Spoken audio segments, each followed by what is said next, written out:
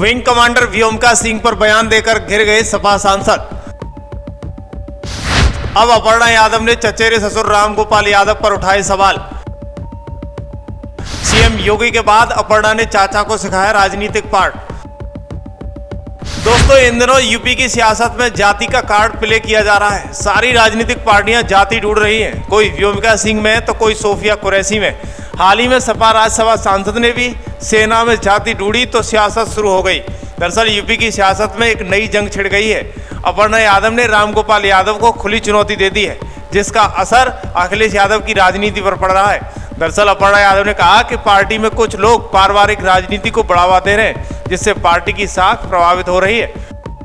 उनका इशारा सीधे तौर पर रामगोपाल यादव की तरफ था। समाजवादी पार्टी के वरिष्ठ नेता राज्यसभा सांसद प्रोफेसर रामगोपाल यादव के एक बयान ने राजनीतिक हलकों में तूफान खड़ा कर दिया है। हाल ही में सपा के एक सांसद ने विंग कमांडर व्योमिका सिंह को लेकर ऐसा बयान दिया जिसने पार्टी की छवि को भी नुकसान पहुंचाया है। इस बयान के बाद सपा सांसद घिर गए हैं और विपक्ष ने उन पर तीखी आलोचना की है। उनकी इस टिप्पणी को लेकर बीजेपी ने सपा मुखिया अखिलेश यादव और विपक्षी इंडिया गठबंधन पर तीखा हमला बोला है। इसी क्रम में सपा संरक्षक मुलायम सिंह यादव की छोटी बहू और यूपी महिला आयोग की उपाध्यक्षा अपर्णा यादव ने भी कड़ी प्रतिक्रिया दी है। अपर्णा यादव ने कहा कि रामगोपाल यादव की पार्टी और इंडिया गठबंधन को बिना किसी सफाई के सीधे माफी मांगनी चाहिए। उनका कहना है कि पार्टी को अब पारिवारिक राजनीति से ऊपर उठकर जिम्मेदाराना रवैया अपनाना चाहिए। देखिए, मैं समझती हूँ भारत एक बड़ा संस्कारवान देश रहा है। हमने अपनी महिलाओं के लिए, बेटियों के लिए, हमारे भारत में एक बहुत विशेष स्थान है। महिलाओं की देवी स्वरूप पूजन होता है यहाँ पर, और इस प्रकार की जो मैं समझती हूँ डेरोगेटरी रिमार्क्स हैं जो प्रोफेसर साहब ने कहे हैं, मुझे नहीं लगता है कि किसी भी तरीके से ऐसे देश की बेटी के लिए उनको इस प्रकार का कास्ट की उनकी विवेचना करने की कोई आवश्यकता नहीं थी, बिल्कुल नहीं थी, क्योंकि उस बच्ची ने, उस भारत की बेटी ने तब हमारे सभी लोगों का, सिर्फ महिलाओं का नहीं अपितु पूरे भारतवर्ष को लीड किया ऑपरेशन सिंदूर में। मैं समझती हूँ ऐसी हमारी जो बेटियां होती हैं, हमारी छाती बड़ी गर्व से भर जाती है कि हम ऐसे बच्चों के जो है बारे में ऐसे डेरोगेटरी रिमार्क्स अगर देंगे तो भारत के अन्य महिलाएं क्या सोचेंगे, अन्य जो है बेटियां क्या सोचेंगी। वो संबल के रूप में है, एक प्रतीकात्मक चिन्ह है शौर्य का। तो मैं समझती हूँ कि ये बहुत गलत बात है। उनकी पार्टी को, इंडी गठबंधन को, उनको स्वयं को इस पर किसी प्रकार की सफाई न देते हुए सीधा सीधा माफी मांगनी चाहिए। I think there should be no need कि उनको किसी भी तरीके का कास्ट बेस्ड पॉलिटिक्स या उनको इस तरीके की कास्टिस्ट। दरअसल इस बयान ने पार्टी में तूफान मचा दिया। रामगोपाल यादव और अपर्णा यादव के बीच रिश्तों में खटास की चर्चा तेज हो गई। सपा सांसद के इस बयान ने पार्टी की छवि को नुकसान पहुंचाया। विपक्ष ने हमला बोला, लेकिन इनसाइडर्स का कहना है कि ये बयान किसी की मंशा से दिया गया था ताकि पार्टी के अंदरूनी मतभेद को बढ़ावा दिया जा सके।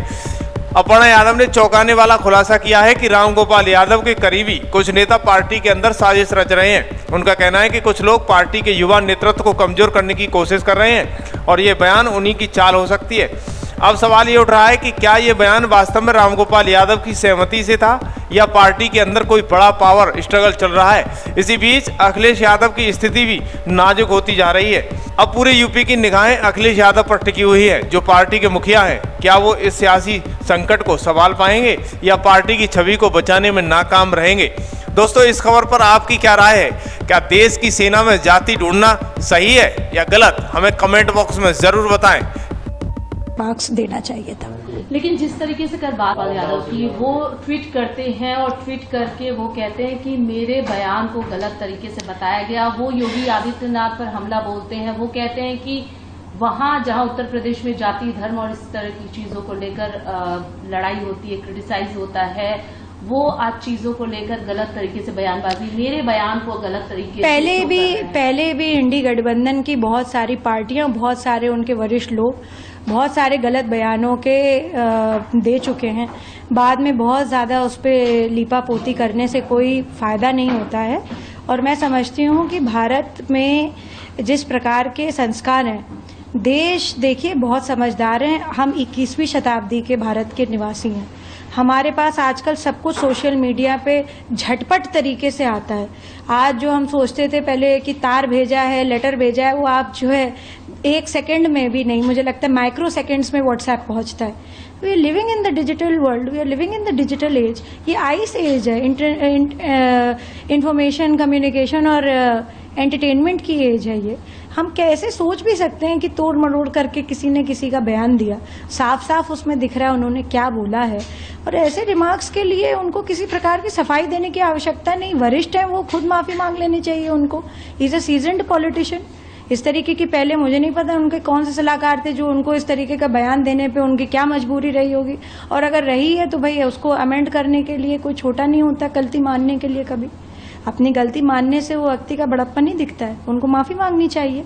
और ऐसे देश की बेटी के बारे में बोलना जिसने इतने विपरीतार्थ समय में जो है लीड किया ऑपरेशन सिंदूर, ये कैसे आप बोल सकते हैं? मतलब ये तो बड़ा हतप्रभ कर देने वाला सिचुएशन है। और देश के पार्लियामेंट के एक आप सदन के मेंबर हैं, आप अगर इस तरीके की बात करेंगे देश की बच्चियों के लिए, देश की बेटियों के लिए, क्या सोचेगा देश?